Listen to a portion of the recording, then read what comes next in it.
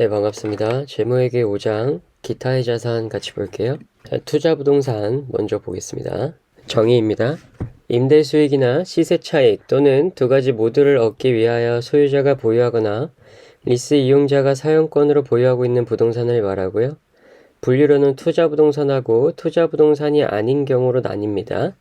자, 투자부동산은 장기 시세차익을 얻기 위해서 보유하고 있는 토지, 장래 사용 목적을 결정하지 못한 채로 보유하고 있는 토지, 결정하지 못해도 투자부동산으로 분류하는 겁니다. 직접 소유하고 운용 리스로 제공하는 건물 또는 보유하는 건물에 관련되고 운용 리스로 제공하는 사용권 자산, 운용 리스로 제공하기 위하여 보유하고 있는 미사용 건물, 미래의 투자부동산으로 사용하기 위하여 건설 또는 개발 중인 부동산을 우린 투자부동산이라고 합니다. 부분별로 분리하여 매각 또는 금융리스로 제공할 수 있으면 각 부분을 분리하여 회계 처리하고요. 부분별로 분리하여 매각할 수 없다면 제한화 용역의 생산 또는 제공이나 관리 목적에 사용하기 위하여 보유하는 부분이 경미한 경우에만 해당 부동산을 투자부동산으로 분류하게 됩니다. 재고자산, 유형자산, 그리고 매각 예정 비유동자산, 그리고 종업원이 사용하고 있는 부동산의 경우는 투자부동산이라고 보지 않습니다. 구체적으로 통상적인 영업과정에서 판매하거나 이를 위해 건설 또는 개발 중인 부동산을 재고자산으로 분류합니다. 그리고 자가사용 부동산은 유형자산으로 분류하게 됩니다. 처분 예정인 자가사용 부동산은 매각 예정 비유동자산으로 분류하고요. 금융리스로 제공한 부동산은 인식하지 않습니다. 시장 가격으로 임차료를 지급하고 있는지 여부와 관계없이 자가사용 부동산으로 분류해요. 종업원이 사용하고 있는 부동산은. 자, 투자부동산 관련해서 기출문구 모음 한번 보겠습니다. 소유 투자부동산은 최초 인식 시점에 원가로 측정하고 거래 원가는 최초 측정치에 포함합니다. 리스 이용자가 사용권 자산으로 보유하는 투자부동산은 최초 인식 시점의 기업회계기준서 제1116호 리스에 따라 원가로 측정하게 됩니다. 투자부동산은 공정가치 모형과 원가 모형 중 하나를 선택하여 모든 투자부동산에 적용하고요. 투자부동산에 대하여 공정가치 모형을 선택한 경우에는 공정가치 변동으로 발생하는 손익은 발생한 기간의 단기 손익에 반영하게 됩니다. 리스 이용자가 사용권 자산으로 보유하는 투자부동산을 공정가치 모형을 사용해 측정할 때 기초자산이 아닌 사용권 자산을 공정가치로 측정하게 됩니다. 투자부동산을 공정가치로 측정해온 경우라면 당해 부동산을 처분할 때까지 또는 자가사용 부동산으로 대체하거나 통상적인 영업과정에서 판매하기 위하여 개발을 시작하기 전까지는 계속해서 공정가치로 측정하게 됩니다. 비교할 만한 시장의 거래가 줄어들거나 시장 가격 정보를 쉽게 얻을 수 없게 되더라도 계속해서 공정가치로 측정해요. 부동산의 용도에 대한 경영진의 의도 변경만으로는 용도 변경의 증거가 되지 않습니다. 투자 부동산을 개발하여 처분하는 경우에만 재고자산으로 대체하고요.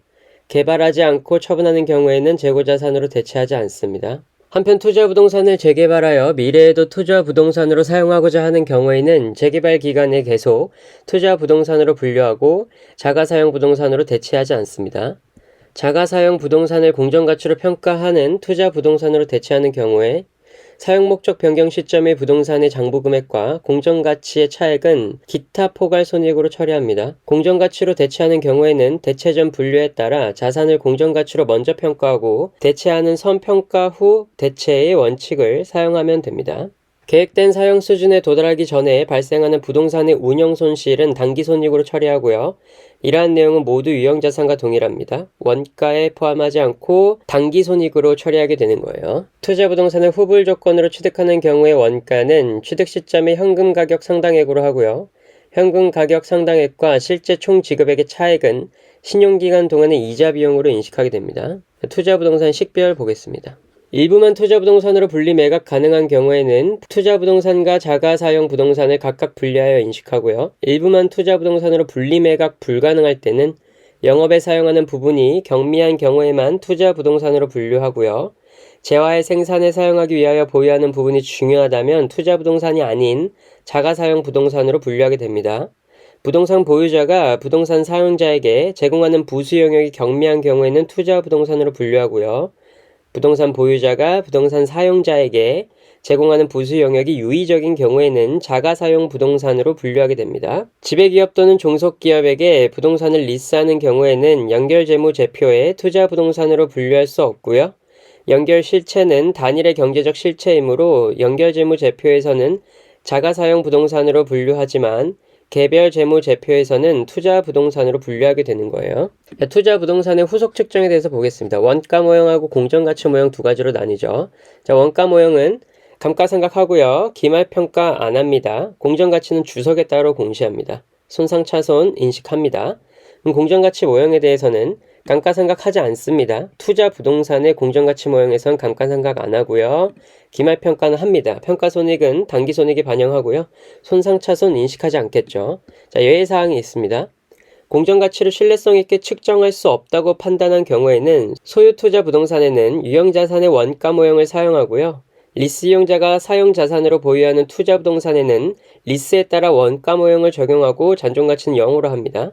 일반적인 원가 모형의 경우에는 잔존가치를 0으로 가정하지 않아요. 하지만 공정가치를 신뢰성 있게 측정할 수 없다고 판단하면 소유투자부동산은 유형자산의 원가 모형을 사용하고 리스 이용자가 사용자산으로 보유한 투자부동산에는 리스에 따라 원가 모형을 적용하고 잔존가치는 0으로 하는 겁니다. 건설 중인 투자부동산의 취득이 완료되면 공정가치로 평가하고 차액은 당기손익으로 인식하게 됩니다. 건설 중인 투자부동산의 공정가치가 신뢰성 있게 측정할 수 있다는 가정은 오직 최초 인식 시점에만 반박될 수 있습니다. 건설 중인 투자부동산은 공정가치로 측정한 기업은 완성된 투자부동산의 공정가치가 신뢰성 있게 측정될 수 없다고 결론 지을 수 없어요. 기업이 건설 중인 투자부동산의 공정가치를 신뢰성 있게 측정할 수 없지만 건설이 완료된 시점에는 공정가치를 신뢰성 있게 측정할 수 있다고 예상하는 경우에는 기업은 그 부동산의 공정가치로 측정하게 됩니다. 일단 그 부동산의 건설이 완성되면 공정가치는 신뢰성 있게 측정할 수 있다고 가정하는 거예요. 자, 공정가치로 측정해온 경우 비교할 만한 시장의 거래가 줄어들거나 시장 가격 정보를 쉽게 얻을 수 없게 되더라도 계속해서 공정가치로 측정하게 됩니다. 공정가치로 측정해온 경우에 말이에요. 일부 투자부동산에 대해서는 공정가치 모형을 적용하고요. 일부 투자부동산에 대해서는 원가 모형을 적용할 수는 없습니다. 공정가치를 적용했으면 공통으로 적용해야 돼요. 손상, 멸실 또는 포기로 제3자에게서 받은 보상금은 수취할 권리를 취득한 시점에 당기손익으로 인식하게 됩니다. 공정가치로 평가하게 될 자가건설 투자부동산의 건설이나 개발이 완료되면 해당 일의 공정가치와 기존 장부금액의 차액은 당기손익으로 인식하게 됩니다. 투자부동산 사용목적 변경에 따른 계정재분류 보겠습니다. 사용목적이 변경된 경우 계정분류 변경과 계정재분류 효과 두 가지 같이 볼게요. 투자 부동산을 자가사용 개시했으면 유형자산으로 분류하고요. 판매하기 위한 개발의 시작은 재고자산으로 봅니다. 자가사용이 종료됐으면 투자부동산으로 분류하고요. 제3자에게 운영리스로 제공했으면 투자부동산으로 분류합니다. 투자부동산을 개발하지 않고 처분하려는 경우에는 재고될 때까지 투자부동산으로 분류하고요. 재고자산으로 대체하는 건 아닙니다. 투자부동산 원가모형 적용 시 투자부동산에서 유형 재고자산으로 변경된 경우 장부가액을 승계하고요. 당기손익에 영향이 없습니다. 투자부동산 공정가치 모형이 적용되고 있을 때 재고자산을 투자부동산으로 변경한 경우에는 공정가치를 승계하며 당기손익에 반영하고요. 재고자산의 장부금액과 대체 시점의 공정가치 차액은 당기손익으로 인식합니다. 재고자산 처분 이익으로 인식한다는 거예요. 투자부동산에서 유형재고자산으로 변경된 경우에는 공정가치를 승계하고 당기손익에 반영합니다. 유형자산을 투자부동산으로 변경한 경우에는 재평가 후 대체하는데요. 변경일에 재평가한 금액은 재평가 잉여금으로 분류하고요. 후속 측정하는 평가손익은 당기손익으로 분류하게 됩니다. 그 다음 무형자산 보겠습니다. 무형자산의 인식요건. 무형자산은 물리적 실체가 없지만 식별 가능하고 기업이 통제하고 있으며 미래 경제 효익이 있는 비화폐성 자산을 말합니다. 무형자산의 인식요건 볼게요. 식별 가능해야 되고 자원에 대한 통제가 있어야 되고 미래 경제적 효익이 존재해야 됩니다. 식별 가능성에는 자산의 분리 가능성, 개별적으로 매각, 이전, 라이선스, 임대, 교환할 수 있어야 되고요. 자산이 계약상 권리 또는 기타 법적 권리로부터 발생해야 됩니다. 계약상 법적 권리가 이전 가능한지 여부 또는 기업이 기타 권리와 의무에서 분리 가능한지 여부는 동시에 고려하지 않아요. 자산은 분리 가능한 경우에만 식별 가능하다는 주장은 틀린 주장입니다. 자원에 대한 통제는 제3자의 접근을 제한할 수 있다면 기업이 자산을 통제하고 있는 것으로 보고요. 권리의 법적 집행 가능성이 통제의 필요 조건은 아닙니다. 다른 방법으로도 미래 경제적 효익을 통제할 수 있고요. 법적 권리가 없는 경우에도 비계약적 고객 관계를 교환하는 거래는 고객 관계로부터 기대되는 미래 경제적 효익을 통제할 수 있다는 증거를 제공하므로 무형자산의 정의를 충족합니다. 시장에 대한 지식과 기술적 지식에서도 미래 경제적 효익이 발생할 수 있습니다. 법적 권리에 의하여 보호된다면 통제하고 있는 것으로 보고요. 숙련된 종업원과 교육훈련은 충분한 통제를 가지고 있지 않습니다. 숙련된 종업원과 교육훈련에 사용된 비용은 충분한 통제를 가지고 있다고 보지 않아요. 특정 경영 능력과 기술적 재능은 법적 권리에 의하여 보호되지 않거나 기타 요건을 충족하지 않는다면 무형자산의 정의를 충족할 수 없습니다. 고객 관계와 고객 충성 제도는 법적 권리나 그것을 통제할 기타 방법이 없다면 무형자산의 정의를 충족하지 않습니다. 고객 관계를 보호할 법적 권리가 없는 경우에도 동일하거나 유사한 비계약적 고객 관계를 교환하는 거래는 고객 관계로부터 기대되는 미래 경제적 효익을 통제할 수 있다는 증거를 제공합니다. 그러한 교환 거래는 고객 관계가 분리 가능하다는 증거를 제공하므로 그러한 고객 관계는 무형자산의 정의를 충족하게 되어 미래 경제적 효익의 존재입니다. 무형자산의 미래 경제적 효익은 제품의 매출, 용역수익, 원가 절감 또는 자산의 사용에 따른 기타 효익의 형태로 발생할 수 있습니다. 통제할 방법이 없는 고객 구성, 시장 점유율, 고객 관계와 고객 충성도는 무형자산의 정의를 충족하지 않아요. 하지만 여기서 비계약적 고객 관계를 교환하는 거래는 고객 관계로부터 기대되는 미래 경제적 효익을 통제할 수 있다는 증거를 제공하기 때문에 고객 관계를 보호할 법적 권리가 없는 경우에도 무형자산의 정의를 충족합니다. 다음으로 미래 경제적 효익이 기업에 유입될 가능성은 무형자산의 내용연수 동안의 경제적 상황에 대한 경영자의 최선의 추정치를 반영하고 합리적이고 객관적인 가정에 근거해서 평가해야 합니다. 개별 취득하는 무형자산의 사용에서 발생하는 미래 경제적 효익의 유입에 대한 확실한 정도에 대한 평가는 무형자산을 최초로 인식하는 시점에서 이용 가능한 증거에 근거하며 외부 증거의 비중을 더 크게 둡니다. 외부 증거는 언제나 내부 증거보다 더 중요해요. 말을 좀 어렵게 하는데 이 어렵게 말하는 것에 좀 익숙해지셔야 됩니다. 자산의 취득원가를 신뢰성 있게 측정할 수 있어야 인식여건에 충족하는 거죠. 무형자산을 최초로 인식할 때에는 원가로 측정하고요. 무형자산의 원가는 특별한 경우를 제외하고는 유형자산의 원가와 모두 동일합니다. 무형자산을 사용하거나 재배치하는 데 발생하는 원가는 당기 비용으로 처리하게 되고요. 무형자산의 분류입니다. 영업권이 있고요. 식별 가능 무형자산, 그리고 유형자산과 무형자산이 합쳐진 게 있겠죠. 연구개발 활동으로 인하여 만들어진 물리적 형체의 자산, 이 시제품인데 물리적 형체가 있어도 무형자산으로 분류하게 돼요. 이런 경우에는 영업권 자세히 볼게요. 내부 창출 영업권하고 사업결합 영업권으로 나뉘게 됩니다. 내부 창출 영업권은 자산 인식 안 합니다. 원가를 신뢰성 있게 측정할 수 없고 기업이 통제하고 있는 식별 가능한 자원이 아니기 때문에 자산으로 인식하지 않아요. 내부 창출 영업권은요. 반대로 사업결합 영업권은 자산으로 인식합니다. 식별 가능 무형자산에서는 내부 창출 무형자산이 있고요. 외부 구입 무형자산이 있어요. 내부 창출 무형자산은 원칙적으로는 비용 처리합니다. 그러니까 자산으로 인식하지 않겠다는 거죠. 단 자산성이 있는 개발비는 자산으로 처리합니다. 외부 구입 무형자산은 자산으로 처리하고요. 유형자산, 무형자산 결합되어 있는 건 무형자산 필수가 아니면 유형자산과 무형자산으로 분류하고요. 무형자산이 필수적으로 필요한 것은 전체를 유형자산으로 분류하게 됩니다. 예를 들어서 컴퓨터로 제어되는 기계장치가 특정 컴퓨터 소프트웨어가 없으면 가동이 불가능한 경우에는 그 소프트웨어를 관련된 하드웨어의 일부로 보아 유형자산으로 회계 처리하게 되는 거예요. 저 소프트웨어까지 유형자산으로 본다는 겁니다. 연구개발 활동으로 인하여 만들어진 물리적 형체 시제품의 자산은 무형자산으로 분류하고 개별 취득하는 무형자산은 인식기준 중 미래 경제적 효익이 기업에 유입될 가능성이 높다는 기준을 항상 충족하는 것으로 봅니다. 최초의 비용으로 인식한 무형 항목에 대한 지출은 그 이후에 무형자산의 인식 기준을 충족하는 경우 원가로 인식할 수 없습니다. 최초의 비용으로 인식했으면 그 이후에도 자산으로 볼 수 없다는 거예요. 사업결합으로 취득한 무형자산에 대해서 자세히 보겠습니다. 취득한 순자산의 공정가치와 이전 대가의 차액은 영업권으로 인식하게 되는데요. 무형자산이 식별 가능하다면 사업결합 전에 그 자산을 피취득자가 인식하였는지 여부에 관계없이 취득자는 취득일에 피취득자의 무형자산을 영업권과 분리하여 별도로 인식합니다. 사업결합에서 식별할 수 있는 취득자산과 인수부채의 인식 기준은 첫 번째로 취득일에 자산과 부채의 정의를 충족해야 되고요. 두 번째로 사업결합 거래에서 취득자와 피취득자 또는 피취득자의 이전 소유주 사이에서 교환한 항목의 일부여야 합니다. 사업결합으로 취득하는 무형자산의 자산에서 발생하는 미래경제적 효익이 기업에 유입될 가능성이 높고 자산의 원가를 신뢰성 있게 측정할 수 있다는 인식기준을 항상 충족하는 것으로 봅니다. 사업결합에서 피취득자가 진행하고 있는 연구, 개발, 프로젝트가 무형자산 정의를 충족한다면 취득자는 영업권과 분리하여 별도의 자산으로 인식해야 돼요. 정부 보조에 의한 취득 보겠습니다. 무형자산과 정부 보조금 모두를 최초의 공정가치로 인식할 수 있어요. 최초의 자산을 공정가치로 인식하지 않기로 선택한 경우에는 자산의 명목상 금액과 자산을 의도한 용도로 사용할 수 있도록 준비하는 데 직접 관련되는 지출을 합한 금액으로 인식하게 돼요. 내부적으로 창출한 브랜드와 제어는 무형자산으로 인식하지 않습니다.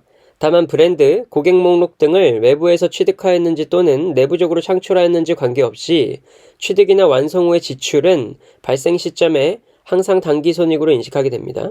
다음으로 무형자산의 상각 및 후속 측정 보겠습니다. 무형자산에서 내용연수는 유한하거나 비한정인 경우로 나뉠 수 있어요. 유한할 때는 감가상각하고요.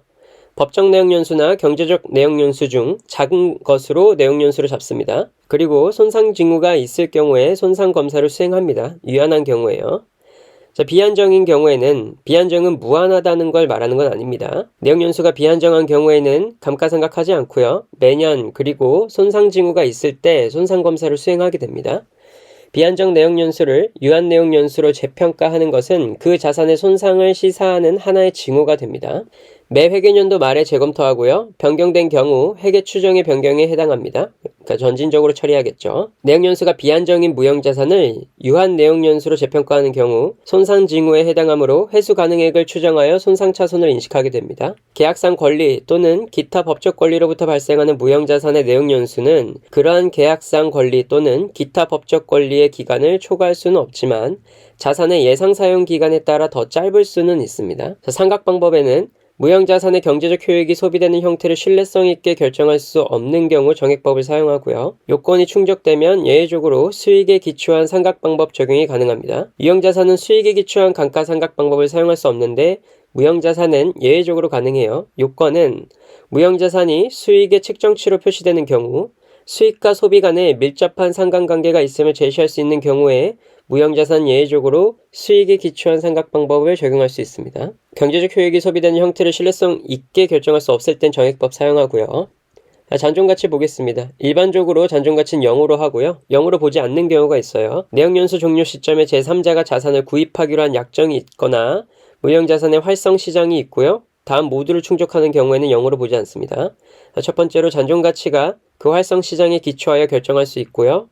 활성 시장이 내용연수 종료 시점에 존재할 가능성이 높을 때는 0으로 보지 않습니다. 내용연수가 유한한 무형자산의 잔존가치는 매 보고기간 말 추정하는 것이므로 장부 금액보다 클 수도 있습니다. 후속 측정 보겠습니다.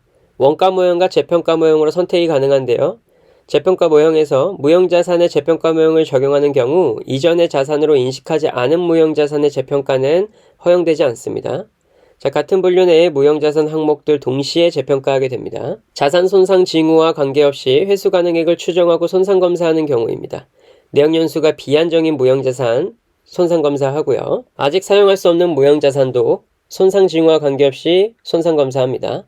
사업결합으로 취득한 영업권도 손상검사하고요. 매각예정 비유동자산도 손상검사합니다. 손상검사는 매 보고기간 말에 하는 것이 아닌 연차 회계 기간 중 어느 때라도 실시하게 됩니다. 그래서 해당 무형자산을 언급하면서 손상검사는 매 보고기간 말마다 실시하게 된다라고 하면 틀린 문구입니다. 연차 회계 기간 중 어느 때라도 실시할 수 있어요. 서로 다른 무형자산에 대해서는 각기 다른 시점에 손상검사를 할 수 있습니다. 다만 회계연도 중에 무형자산을 최초로 인식한 경우에는 당해 회계연도 말 전에 손상검사를 하게 됩니다. 무형자산별로 손상검사는 매년 같은 시기에 실시하게 돼요. 내부적으로 창출한 무형자산을 자산으로 인식하기 어려운 이유가 있습니다. 자산의 존재 유무와 시점 파악이 어렵고요. 취득원가를 신뢰성 있게 결정하는 것이 어렵기 때문에 내부적으로 창출한 무형자산은 자산으로 인식하지 않습니다. 내부적으로 창출한 무형자산의 분류입니다. 내부적으로 창출한 무형자산의 원가는 그 무형자산이 인식기준을 최초로 충족시킨 이후에 발생시킨 지출금액의 합으로 하고요. 이미 비용으로 인식한 지출은 무형자산의 원가로 인식할 수 없게 됩니다. 자, 여기 보시면요. 내부적으로 창출한 무형자산은 단계별로 엄격한 요건을 만족하는 경우에만 자산으로 인식하고요.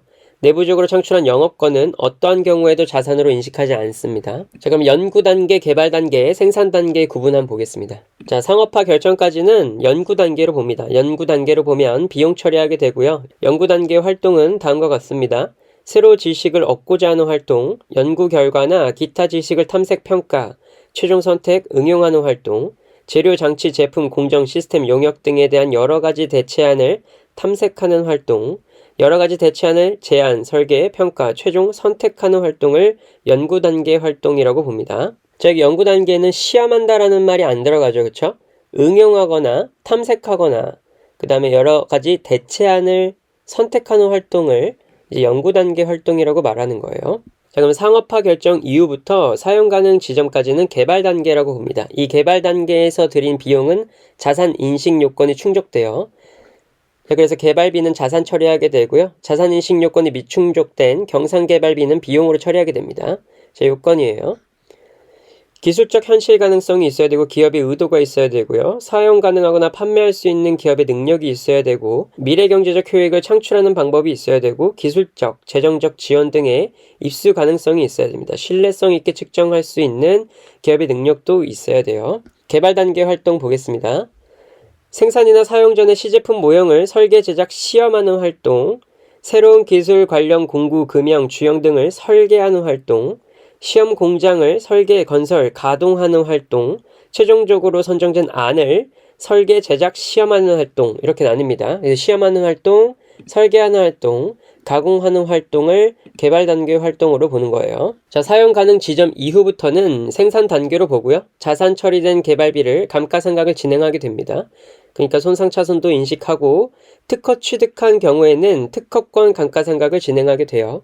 연구 단계와 개발 단계를 구분할 수 없는 경우 모두 연구 단계에서 발생하는 것으로 보는 겁니다. 개발 활동의 결과로 산업재산권을 취득한 경우에는 산업재산권 취득을 위하여 직접 지출된 금액만을 산업재산권의 원가로 인식하게 되고요. 개발비 미상각 잔액은 산업재산권으로 대체할 수 없습니다. 연구와 개발 활동으로 인하여 시제품과 같은 물리적 형체가 있는 자산이 만들어지더라도 그 자산의 물리적 요소는 무형자산 요소로 보게 되는 거예요. 유형의 실체가 있더라도 무형자산으로 보는 겁니다. 다음으로는 매각예정 비유동자산 및 처분자산 집단 보겠습니다. 자, 매각예정 분류입니다. 기준은 즉시 매각 가능해야 되고요. 매각될 가능성이 매우 높은 경우에 매각 예정으로 분류됩니다. 매각될 가능성이 매우 높기 위한 조건이 있어요. 모두 충족해야 됩니다. 첫 번째로 경영진이 자산을 매각 계획을 확약하고요. 적극적인 업무 진행을 이미 시작해야 됩니다. 두 번째로 합리적인 가격 수준으로 적극적으로 매각을 추진해야 되고요. 세 번째로 1년 이내에 매각 완료 요건이 충족될 것으로 예상돼야 되고 그 계획이 유의적으로 변경되거나 철회될 가능성이 낮아야 됩니다. 네 번째로 주주의 승인 가능성이 고려돼야 돼요. 자, 이 가능성이 모두 충족됐을 때 매각될 가능성이 매우 높다고 봅니다. 경영자의 매각 의사와 매각을 추진하고 있는 것만으로는 매각 예정 자산으로 분류할 수 없어요. 처분 목적으로 취득 시점에 매각 예정 비유동 자산으로 분류가 가능합니다. 자, 폐기될 유동자산 보겠습니다. 매각 예정 비유동 자산으로 분류가 불가능합니다. 일시적 사용 중단의 경우에는 폐기될 자산으로 처리가 불가능하고요. 매각 예정은 매각 거래를 통해 비유동 자산의 장부 금액이 회수되는 것이기 때문에 폐기될 자산은 매각 예정으로 분류할 수 없게 되는 겁니다. 회수되는 금액이 없기 때문이죠. 매각 예정 분류 기준이 보고기간 후에 충족된 경우에 대해서 보겠습니다. 당해 재무제표에서 매각 예정으로 분류할 수 없어요. 그러나 보고기간 후 공표될 재무제표의 승인 이전에 충족된다면 그 내용을 주석으로 공시하게 됩니다. 비유동 자산을 매각 예정으로 분류하기 위해서는 당해 자산의 현재의 상태에서 통상적이고 관습적인 거래 조건만으로 즉시 매각 가능해야 하고요. 매각될 가능성이 매우 높아야 됩니다. 자, 오답 문구로 매각될 가능성이 높아야 한다라고 나오면 틀립니다. 매우 높아야 돼요. 사건이나 상황에 따라서는 매각을 완료하는 데 소요되는 기간이 연장되어 1년을 초과할 수도 있습니다. 자, 요건에서는 1년을 초과할 수 없다라고 되어 있는데 사건이나 상황에 따라서는 초과할 수도 있다는 겁니다. 기업이 확약한 매각 계획이 종속기업에 대한 지배력의 상실을 포함하고 매각 예정 자산의 분류 조건을 충족하는 경우에는 기업은 매각 후 종전 종속기업에 대한 비지배 지분의 보유 여부에 관계없이 그 종속기업의 모든 자산과 부채를 매각 예정으로 분류합니다. 종속기업에 대한 지배력이 상실한다는 것은 종속기업의 모든 자산과 부채를 매각한다는 것과 동일하기 때문입니다. 비유동 자산 간의 교환 거래를 통하여 비유동 자산의 매각 거래를 계획하고 있는 경우 해당 거래에 상업적 실질이 없다면 매각 예정 자산으로 분류할 수 없습니다. 교환 거래가 상업적 실질이 있는 경우에는 해당 교환 거래를 매각 거래에 포함합니다. 매각 예정 비유동 자산의 측정입니다. 순공정가치와 장부 금액 중 작은 금액으로 측정하게 되고요. 1년 이후 매각이 예상된다면 매각 부대 원가는 현재 가치로 측정하게 됩니다. 기간 경과에 따라 발생하는 매각 부대 원가, 현재 가치의 증가분은 금융 원가로서 단기 손익으로 회계 처리하게 돼요. 후속 측정입니다. 매각 예정 비유동 자산은 감가상각하지 않고요. 비유동 자산이 매각 예정으로 분류되거나 매각 예정으로 분류된 처분 자산 집단의 일부라고 하더라도 그 자산은 감가상각하지 않습니다. 그러나 매각 예정으로 분류된 처분 자산 집단의 부채와 관련된 이자와 기타 비용은 계속해서 인식하게 돼요. 매 기말 손상 검토입니다. 최초 및 향후 순공정가치의 하락은 손상 차손으로 인식하고요. 자산의 순공정가치가 증가하면 이익을 인식하게 돼요. 그러나 이익으로 인식할 금액은 과거에 인식하였던 손상차손 누계액을 초과할 수는 없습니다. 그러니까 손상되었던 금액까지만 이익으로 인식할 수 있다라는 겁니다. 부채와 관련된 이자와 기타 비용은 계속해서 인식합니다. 순공정가치가 증가됐을 때 손상차손 환입을 인식하게 돼요. 매각 계획의 변경입니다. 더 이상 매각 예정으로 분류할 수 없거나 매각 예정으로 분류된 처분자산 집단에 포함될 수 없는 비유동 자산은 당해 자산을 매각 예정으로 분류하기 전 장부금액의 감가상각 등 매각 예정으로 분류하지 않았더라면 인식하였을 조정사항을 반영한 금액과 매각하지 않기로 결정한 날의 회수액 중 작은 금액으로 측정하게 됩니다. 매각 예정했던 자산을 이제 매각 예정으로 분류하지 않게 됐을 때 순공정가치로 측정하는 것이 아니라 매각하지 않기로 결정한 날의 회수 가능액과 매각 예정으로 분류하지 않았다면 인식했을 조정사항을 반영한 금액 중 작은 금액으로 측정하게 되는 거예요. 매각 계획을 변경하는 경우에는 당해 자산을 다시 사용할 것이므로 회수 가능액으로 측정하게 되는 겁니다. 기업의 구분 단위를 매각 예정으로 더 이상 분류할 수 없는 경우에는 중단 영업으로 표시하였던 당해 구분 단위 영업성과를 비교 표시되는 모든 회계 기간에 재분류합니다. 매각 예정으로 분류하였거나 중단 영업의 정의를 충족하지 않는 비유동 자산 또는 처분 자산 집단을 재측정하여 인식하는 평가손익은 계속 영업 손익에 포함합니다. 표시와 공시 보겠습니다. 중단 영업의 표시인데요. 중단 영업의 정의를 충족하지 않는 비유동 자산은 재측정해서 평가손익을 인식하고 계속 영업 손익에 포함시킵니다. 중단 영업에 해당하는 경우에는 모든 중단 영업과 관련된 공시사항이 표시될 수 있도록 과거 재무제표의 중단 영업을 다시 표시합니다. 중단 영업의 영업활동, 투자활동 및 재무활동으로부터 발생한 순현금 흐름은 주식이나 재무제표 본문에 표시합니다. 재무제표 본문에 표시가 가능해요. 매각 예정 분류된 비유동 자산이나 처분 집단의 표시에 대해서 보겠습니다.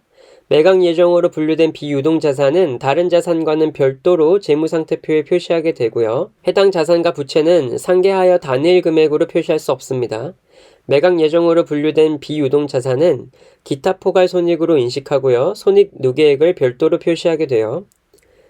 과거 재무제표에 매각 예정으로 분류된 비유동자산 또는 처분자산 집단에 포함된 자산과 부채의 금액은 최근 재무상태표의 분류를 반영하기 위하여 재분류하거나 재작성하지 않습니다. 매각만을 목적으로 취득한 종속기업의 경우 보겠습니다. 중단영업은 이미 처분되었거나 매각 예정으로 분류되고 다음 중 하나에 해당하는 기업의 구분 단위입니다. 첫 번째로 별도의 주요 사업 계열이나 영업 지역이고요. 두 번째로 별도의 주요 사업 계열이나 영업 지역을 처분하려는 단일 계획의 일부여야 되고요. 세 번째로 매각만을 목적으로 취득한 종속기업이어야 됩니다. 따라서 매각만을 목적으로 취득한 종속기업도 매각 예정으로 분류된 경우 중단 영업에 해당하게 돼요. 처분된 경우만 중단 영업에 해당하는 것은 아닙니다. 매각 예정으로 분류됐을 때 중단 영업에 해당하게 되는 겁니다. 세후 중단 영업 손익과 중단 영업에 포함된 자산이나 처분 자산 집단을 순공정가치로 측정하거나 처분함에 따른 세후 손익은 모두 합해서 단일 금액으로 표시하게 돼요.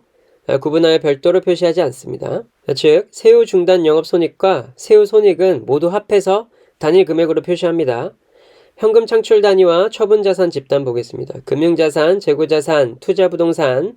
자, 공정가치 모형은 현금 창출 단위에서 손상차손을 배분하지 않습니다. 자, 여기까지 하겠습니다. 수고하셨습니다.